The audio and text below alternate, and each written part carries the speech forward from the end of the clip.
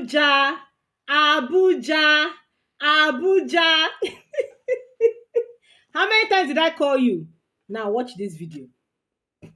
See, if you live in Abuja, beware of Abuja men. I'm not even joking. This is not one of those videos that they come and say things about Abuja men. You see, fear Abuja men. After God, the next category of people you should fear is Abuja men. And why am I telling you this story? Like, I've had several encounters with Abuja men, but this one stood out to me the most because Adaram Kara Wagadi Wani. Adakashima. Like, that's how Oga saw me one day leaving my house. I was about to go to work. The next thing, he was like, oh, that he lives around here, he introduced himself, that he works with the federal government, he's a contractor, blah, blah, blah, blah, blah. He sha boboed me. Me, I know they lose guard. Like, I'm very much aware. So in my mind, I'm like, this guy is just Jonesing. You know, as time went on, we exchanged numbers that day. So we kept talking and talking. I used to see him in my street. He dresses well. If you see this guy, if you see his car, oh God. And you know, these northern men, when they come out, spray that their perfume, you can smell it from wherever you are. Like if you're in Maitama and they're in Duse, you will smell it. I'm not even joking. So with time, this guy started convincing me, you know, now just talk. The next thing, he started telling me that he wants to give me a contract. He has seen that I'm hardworking. I go to work every day. I'm not like the usual Abuja girls. I'm like, okay, what is the contract? He said he's going to give me a contract to supply 50,000 NYC kits. Yes, you heard right, 50,000. I said, what? He said, yes, that's 50,000 NYC kits. I said, at how much? He said, 10,000 naira. And I did the math. 10,000 times 50,000 NYC kit. Like, it was too good to be true. He asked me, do you have a company account? He was not requesting money from me. So obviously, I believed. The next thing, I had started building skyscrapers in my head. I'd already called my dad that he should go and look for a good property. I'm taking him out of where he's staying currently. I called my friends. I told them that we are going for vacation during summer and bills on me. Like 10,000 times 50,000, that's 500 million. I say, what comes to worst? Like if I go to Aba, cost of production will not be more than 5,000 naira for the NYC kit. Like I wrote the letter, I did everything. This guy will stay in my front and call DG of NYSC. I don't know, say my brother for Kaduna State. Jesus. Yeah, he'll come be speaking. It's okay. Is that a girl? In Hausa, he said, Sam, with the girl. The letter, he said, yes, I saw the contract on my table. I'm going to approve it the next. Oh, Jesus. Oh, precious. See that ribe, you're stupid. Hi, guys. Hey, God. So, welcome to part 2. That's how he will stay. He will call DG of NYSC. And the number is even saved on his phone as DG NYSC. You call, yes, sir. That will be speaking in Akwana. Kene. Hey, I say, God. He said, don't worry. I've seen the proposal. I'm going to approve it. He said, don't worry. Amara, don't worry. I'm pushing this thing for you. I'm pushing it for you. Don't worry. I say, wow. I say, Jesus, you love me too much. Oh, I was happy. If you see me that period, I was the happiest. Hey, this guy, like, you people don't understand when I say it was real. He was not requesting relationship from me. He was not requesting sex from me. He was not requesting money from me. Nothing, just pure help. How did I now realize that this guy was playing me all along? Hey, God. Hey, God. Please let me laugh and come back. 1 month don't go. Okay, how far now? Did you know they approve it? He said, DG is on leave. He said, DG is this. DG is that. I was now the one chasing him about, like, you cannot form my hand. My God does not wear flip-flop, so you cannot flop me. Hey, God. I was chasing him because my friends were already, Precious, you are going to be the next big thing. Like, you don't know what they call expectation. 1 month, 6 weeks, nothing. One day he now called me that, Precious, you are very, very lucky.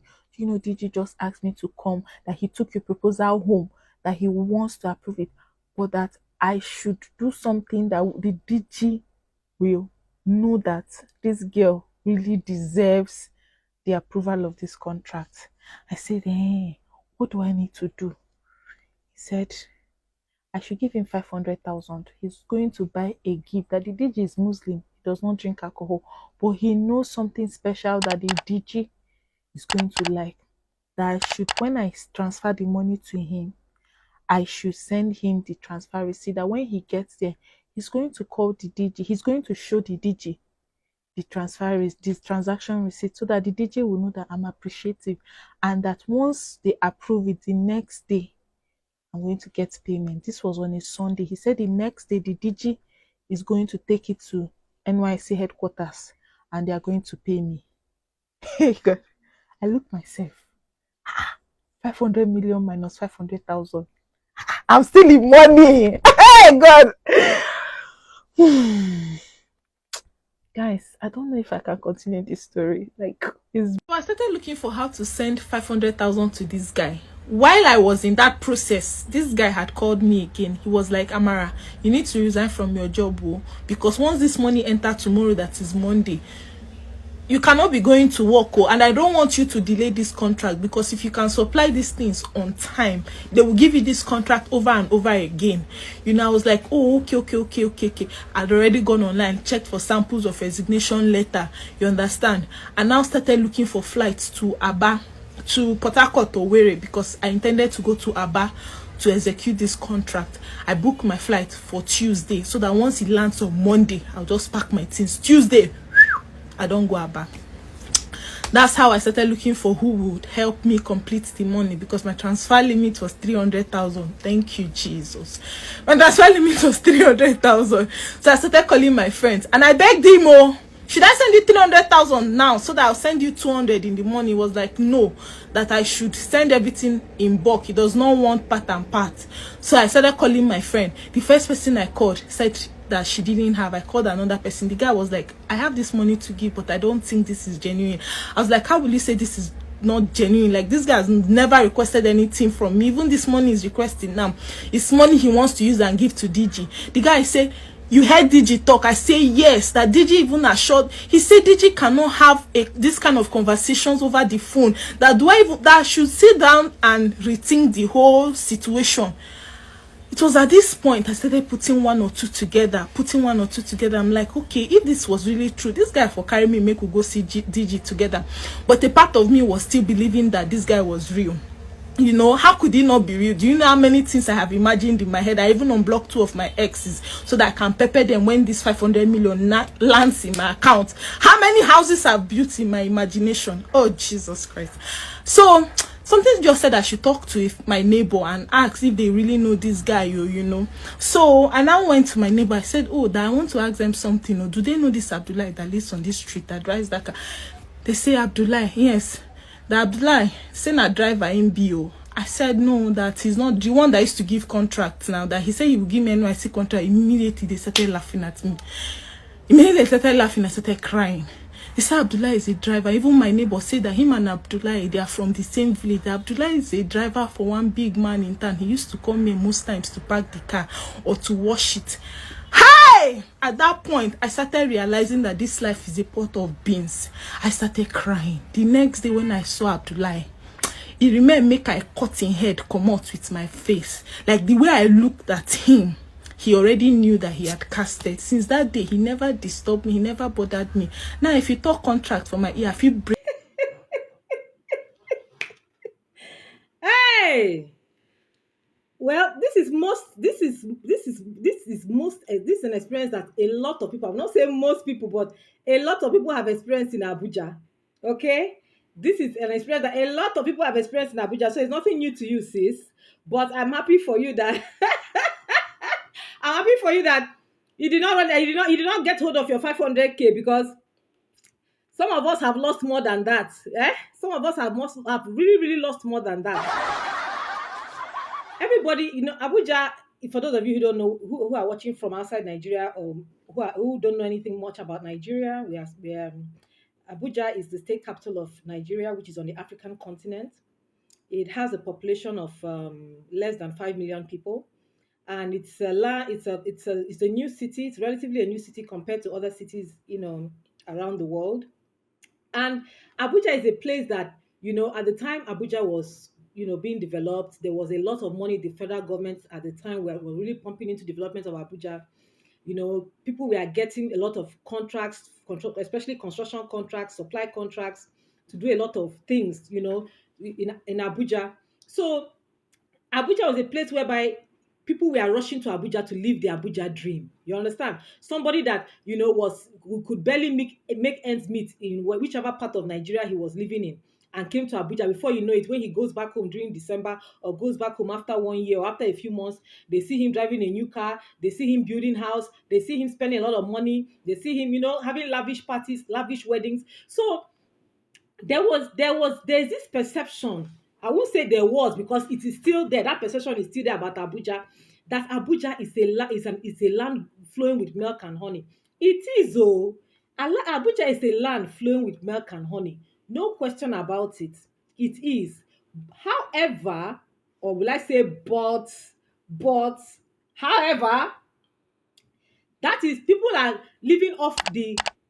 still thinking of Abuja of 40, 35 years ago, when things were so easy to access in Abuja. Like I said, somebody would come into Abuja with very little resources. He couldn't even make ends meet in whichever part of Nigeria he was. He would come into Abuja. Before you know it, you hear that he's made a lot of money. He's even become a multi-millionaire, a billionaire in some cases. So those stories we are filtering hard and fast within and outside Nigeria to the Nigerian citizens. So you will even see a lot of people coming from the US, coming from everywhere into Abuja. Abuja, people are making it in Abuja, Abuja, the land of Abuja, coming looking for to live the Abuja dream. Okay, coming to live the Abuja dream.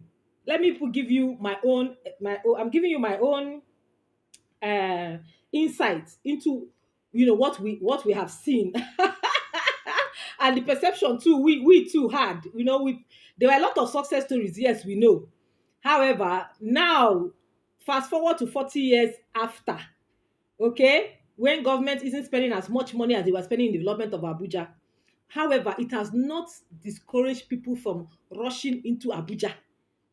Okay, and when people rush into Abuja like this, based on the past glory, they come into Abuja, they see how Abuja is. That Abuja is a place now. It's not as Abuja now. Abuja, you can come into Abuja that time with little or nothing and make something out of yourself, because the government was really spending a lot of money at the time. And at the time, there was no democracy. So governance at the time was way, way far cheaper than now. That governance is expensive because of, running of the National Assembly and other arms of government. That is number one. Number two, Abuja now, because of the way, will I say, people's eyes have been opened, the way government officials' eyes have been opened, because then government officials weren't grease my palm, I grease your palm kind of mentality then. Now, this is the order of the day. Yes, it's the order of the day. If you no grease palm, who go give you contract? If you no grease palm, who go give you connection? That is the truth. That's the truth. I don't want to name no names, but that is the truth. Okay? Back in the day, you could see the first lady at the time entering into Wuse Market to buy things. You could access her, you could meet her. But now, which first lady will you see entering inside Wuse Market now? Even if peradventure they enter inside Wuse Market, you enter there with enough security. So you can't even say good afternoon, ma, let alone even approach her. Except you want to get shot. So that was Abuja of 40 years ago, when, accessing these people was really easier. Now it's not like that. So people have to understand that for you to make a success of yourself in Abuja, number one, you have to come in with your resources now. Yes, you must come with your resources now.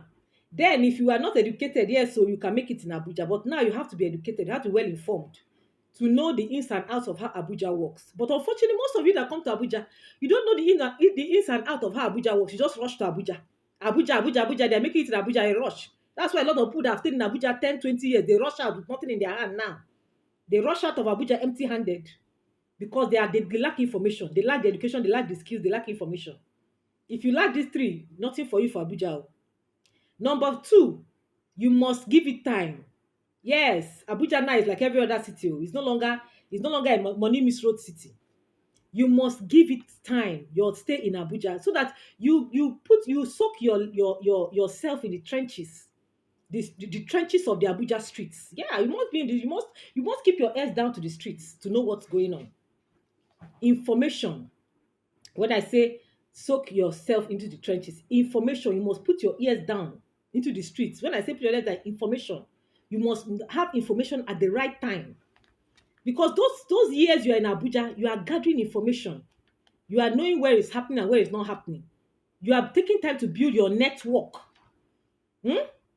To build your network, it's not like before you barely have a network. If you enter one office, I know some people that got that success story. They enter one office like this, before you know it, they don't buy car. They will carry car come school.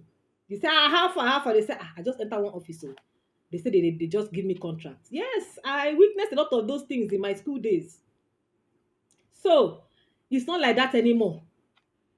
You must work with information. You must know how to gather information, know what's happening in the field you are in, whether you're a contractor, whether you're a property magnate, or whether you are into construction, or whatever it is you are into in Abuja, supply. You must put your ears to the ground to know what's happening, because every government that comes to fund certain aspects of the economy. Like now, this current government is looking at humanitarian activities. So they created a special ministry for that, which I hear, I don't know, I've not confirmed. I hear that they are doing a lot of projects. So things like that. That's just an example. I didn't say that is what's happening. Go there. I did not say that. I said I hear. Okay, they are receiving more funding than other ministry parts of government because of the insecurities in the land right now. Okay, so this is what people need to look out for. These two things I've mentioned. Then the last but not the least is integrity. You must be honest, oh. You must be honest. If person help you with contact, show appreciation. If you say you're going to do this, do it. Unfortunately, many of you, when they carry you somewhere, you go and get the business, the person will leave you. In most cases, when they carry you go somewhere, the person will trust you, will not even follow up again with you. Will be expecting you to get back to you, will not get back to him. You whack the money. You whack the money. Just like in the case of this young lady now and this driver. This driver is not an honorable man. Yes, he may have come to Abuja. He may not even he may be more than a driver. He may be even a graduate, this man she's talking about. But coming to Abuja based on those false narratives, he has no choice but to not take up a job as a driver. And being that he's a very sharp driver, he has understudied how big men move. Yes, that is what this man is doing. He's just understudied how big men move, how they talk, how they talk, how they run deals, how they close deals. So he has mastered it. So he's now using it as a skill to scam people. Like he tried to scam this woman. God knows how many other people he has scammed, both men and women. So integrity matters. If you come to Abuja based on those narratives to come and make it overnight, you are mistaken. You are mistaken. Yes, some of you are fortunate to make it overnight because somebody invited you to Abuja to come and front for them. Yes, we know. But not everybody. In fact, most people don't have the opportunity to front for anybody. So if you're coming to Abuja to make it overnight, please don't come. Please don't come. Stay in your house and be eating your soaked garri and bean and granite. Stay there. Stay in your village. Stay in your local government. Don't come to Abuja. Don't come to Abuja thinking you can make it overnight. Don't come. If you're ready to put in 4 to 5 years of your life and to develop yourself, develop the skills you want to do, whether you want to be in sales, whether you want to be in supply, whether you want to be even a professional, work in government, work in an NGO, you must give yourself minimum of 4 to 5 years to stand very well in Abuja. And you must be honestly rugged about it. There is no food for lazy man in Abuja. No food for lazy man in Abuja. No food for lazy man in Abuja. You must be ready to work and work hard and work smart. Most importantly, you must work smart. Because now we live in an era where physically exerting yourself doesn't make sense. You must know where to apply technology, the way I'm applying it now to sell my products. In a Fabulous Supreme Coverage Powder. The link is in the description box. I know you're admiring my face all the while I've been talking. This is what I use. Nina Fabulous Supreme Coverage Powder. Okay? So you must apply technology in the way you move in business. So that shows you are working smart. All right? Because you can't be everywhere at every time. You have to utilize the resources available to you to get your business out there for people to know you. So now, my story time. Talking about scam. Uh, as you all know, I'm a businesswoman, and this is my beauty brand is one of the many things that I do. I went to Federal Secretariat many years back, about 10 years back. I bumped into a young man that had trained a couple of years earlier when I was a young graduate. I got a job as a trainee supervisor, where I was training young marketers to go out and market a particular product for a particular company. So I had trained this young man, and somehow I bumped into him. He was now working in Federal Secretariat, one of the government agencies there. So he was so happy seeing me. Say, madam, how is everything? How is everything? It's been a long time. I've actually been thinking about you. I wanted to actually especially thank you for the way you trained me and you exposed me to a lot of things. Because it was the kind of training I got that was able to now come into this secretariat market and meet people, network with people, and I now got this government job. And I was so happy. I congratulated him. I prayed with him. He now said, actually, madam, there's somebody that he knows he wants to introduce to me. That the man works in the vice president's office. And the man is in the position to give me a particular transaction. I said, okay, that I'm not looking for, but since you mentioned it, I mean, this Abuja, we are here in Abuja, we're all open to any good opportunity that comes to us. So I accepted to meet the man. So he introduced me to his senior colleague in the ministry. His senior colleague now called the man. And I went to a particular hotel to meet the man in Asokoro. So when we met the man in Asokoro, he now told me that he worked with the presidency. And he worked with a very high-level office in that presidency. He showed me the ID.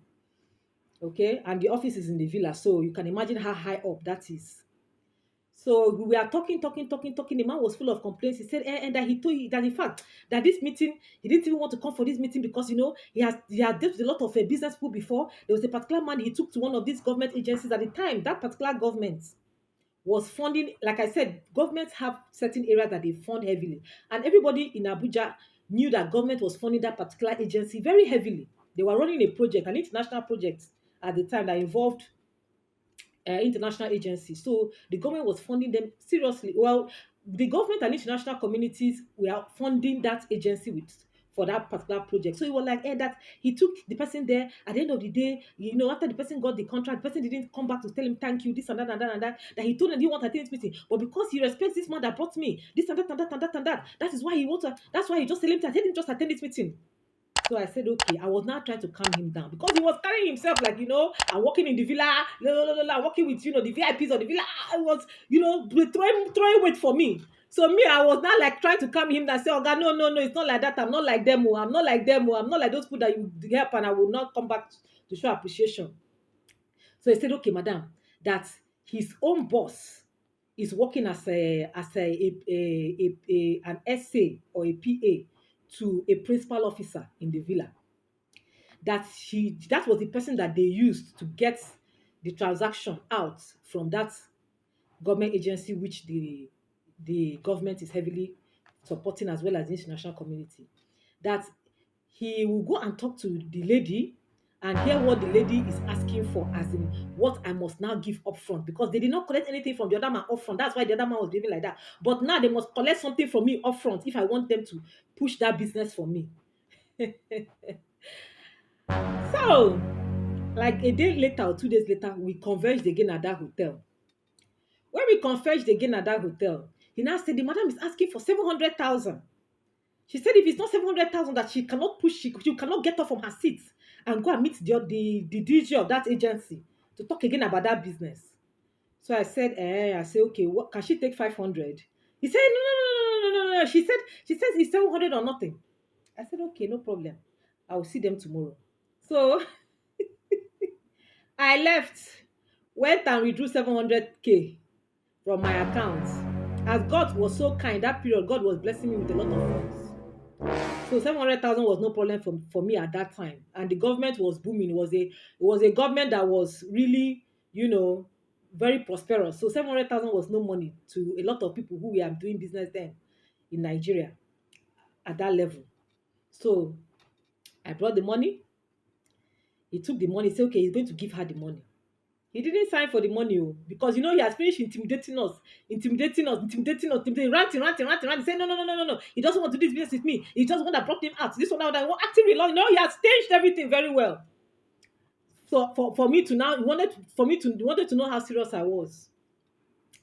So after that, a day later, he called. Yeah, the person that linked me up to called me. Said, that Oga wants to see me again. I said, So I came out. He said, actually, that madam refused to collect that 700. That when he took the 700 to her, she said, no. That she said, who told me 700? That actually that he is the one that pegged it at 700. That she insisted on 1,000,000. But that he didn't want to tell me that she said 1,000,000. That's why he said he said that he's the one that she's the one that said 700. But actually, she's not the one that said 700,000. He's the one that said 700,000. That what madam is insisting on is 1,000,000. I said, okay, no problem. I will balance the 300. I went again to the bank, brought her the money. The following day, we were converged again at that hotel, which was near the villa, because they said that their office is in the villa. He showed me their ID and everything, and I gave him 300. Fast forward to a month or two later, we submitted our documentation because it was a bid project. We submitted our bid documentations. They sent me I got a text message from that agency that our company had been pre-qualified. Okay, our company had been pre-qualified for that project. That we should. So when I went to the agency, I saw the company name. My company name was shortlisted and all well and fine. So if another additional month went by, he called me. Hey, madam. Your award letter is ready. Your award letter is ready. You go and pick it. Go to the agency. Go and pick your award letter. So I went to the agency. I checked the list. I didn't see my name there. So the officer we met there now said, okay, that we should hold on, that another supplementary list was coming out from their boss's office. That maybe most likely I should just hold on. My name might come out on my company name might come out on that list. I waited. The list came out. I checked it again. The company name was not. The company name is not there. He said, okay, he's going to send this madam to meet the boss of that agency and know what exactly transpired. So she went. When she went, they got back to me. When they got back to me, he now said, the madam is, of course, now story begin they come out. I too started doing my own investigation. So it seemed like, in my own case, the business was genuine because I was pre-qualified and they knew that I was pre-qualified. Okay, this was genuine, but they could not deliver on their promise, as in to bring out the award letter. So when I did my own investigation, I discovered that the money which she collected, okay, or whatever, there seemed to have been a disagreement between the director general and themselves. As in, the first time the woman gave her this aid to a principal officer in the villa, he assisted her with that first company that they claimed the man did not settle them. She never got back to her to explain to her, oh, CEO, this person that I forwarded, his company to, and he didn't come back to see me. That's why I too didn't come back to tell you thank you. So the lady, so the boss of that agency was angry with her. Say, as in, you didn't come back to tell me thank you the last time. Which story do you want to tell me now with this second company? I'm not helping.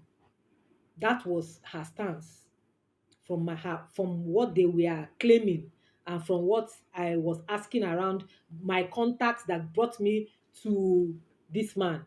Because I never laid my eyes on that principal officer's assistant in villa. I never laid eyes on her. They were the intermediaries. They were saying, telling me whatever it is they felt that they want to tell me. Okay? And I said, okay, our agreement was that you told me here, we had a gentleman's agreement that if this transaction doesn't work, you will refund me back my 1 million. That is what they were swearing to me. They swear, I swear, I will come back your 1 million. Because this is a tra business. You say, no, we come back your money. That 1 million is no money to her. She can conveniently return it back to you.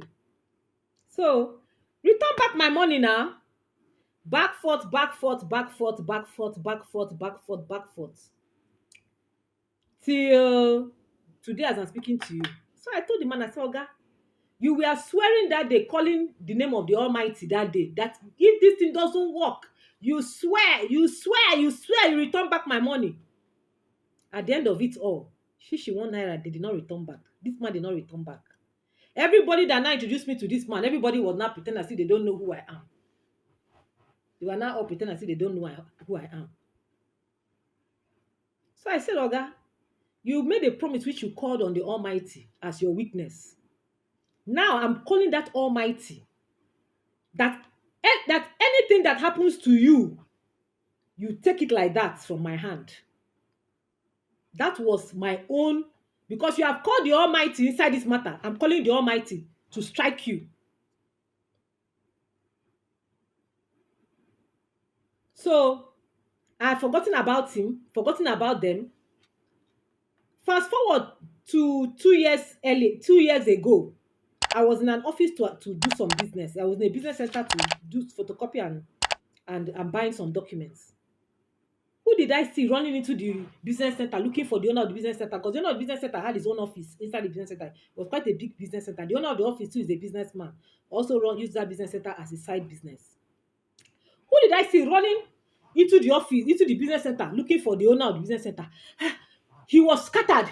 I see somebody was running after him. He was now, hey, please, I'm looking for Oga. Where is Oga? Me, I sat there, I was just watching the drama. When he didn't even see me, his eyes were like going like this, front, back, front. He didn't even see me. I was just putting my hand looking at him. I said, Oga, good afternoon, oh. He now turned, hey, madam, hey. Madam, he was not as if, as he saw me, his heart is paining him.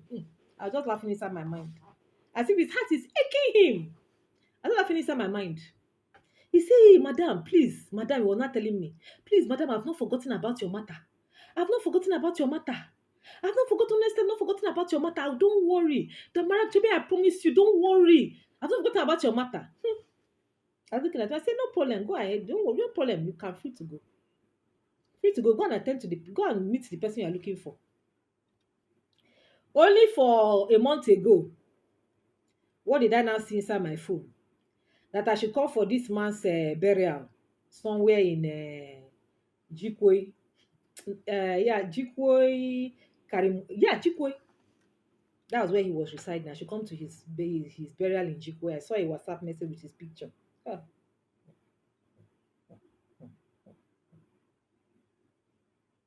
Please, if you are a scammer, okay, if you are somebody or a poser, because they have different types of scammers in Abuja. They have the scammers, the love scammers.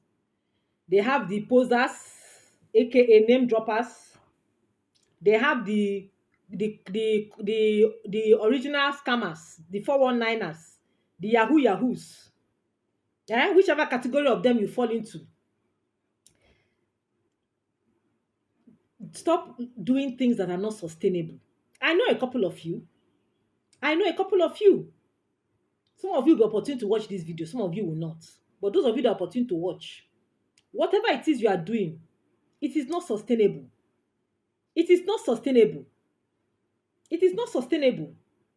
I don't want to talk ill of the dead, because there are a lot of things I discovered about him, and I laughed. And I said, people should be careful. It is better for you to tell me that you have spent the money. Please forgive me. He never apologized. He was even still bragging for me. He said, hey, what is that? When I demanded for my money at a point. Bragging for me. being not showing any form of remorse. It's better for him to have pleaded for my mercy, and I would have forgiven him. Money comes, money goes. If you lose some today, you gain more tomorrow. That is my view about money. If he had pleaded with me, saying, please, this money, it obviously did not go to one person. We must have shared it. Please, forgive me. But he failed to do that. And he failed to even achieve what he wanted to achieve. He didn't die a rich man. He died a struggling man. So people should be careful. People should be careful. Know your intentions when you are making certain moves. Whether you are moving to Abuja or whether you are making a business move wherever you are, or whether you're making a move towards a woman. Know your intentions. A lot of people have passed on and left billions in bank accounts in other people's countries their families cannot access. The little that is left amongst them, their families are fighting over it. The family is in chaos, is in turmoil. Some don't even have access to any money at all. It's like as if they've been reduced to beggars. Why? Because of how you lay your bed. We are not perfect, oh, we are not perfect. Yes, we are not perfect. But be careful. Know your intentions for moving. The way you move. When I move, I don't mean physical moving from one location to the other. I mean the way you operate. This guy she's talking about that is a driver. He was moving with the most, not just to scam her, but to also destroy her. The most disgusting of it all. You not only want to scam her, you want to destroy her life. You tell her she should go and resign. You want to make sure that you break her down. That is why I said some men come into your life. If you have not watched it, I'm going to put it up here. That video. I'm putting up that video. Watch it. Some men just come into your life. Men and women, not just only women, men too. They just come into your life to break you, not just only romantically, but business-wise, mental-wise, mentally wise, emotionally wise, not just only, you know, love bombing you. So you all need to be very, very careful. Shine your eye, shine your eye. Shadow every deal presented before you, especially in this town like Abuja, where deals are everywhere. There's this deal, there's this deal. Yes, deal full everywhere, we know. But most are not real. Most are not genuine. So you need to be extra careful. I'm not saying that you should not trust people, but analyze it very well before you move forward. I'm not saying you should not associate with people, I'm not saying you should suspect people, but make sure that you safeguard yourself very well. Safeguard yourself very well. Investigate people. So, I hope all I've said you've learned from it. So, take care of yourselves. Stay safe. Remain blessed. I love you all. Bye.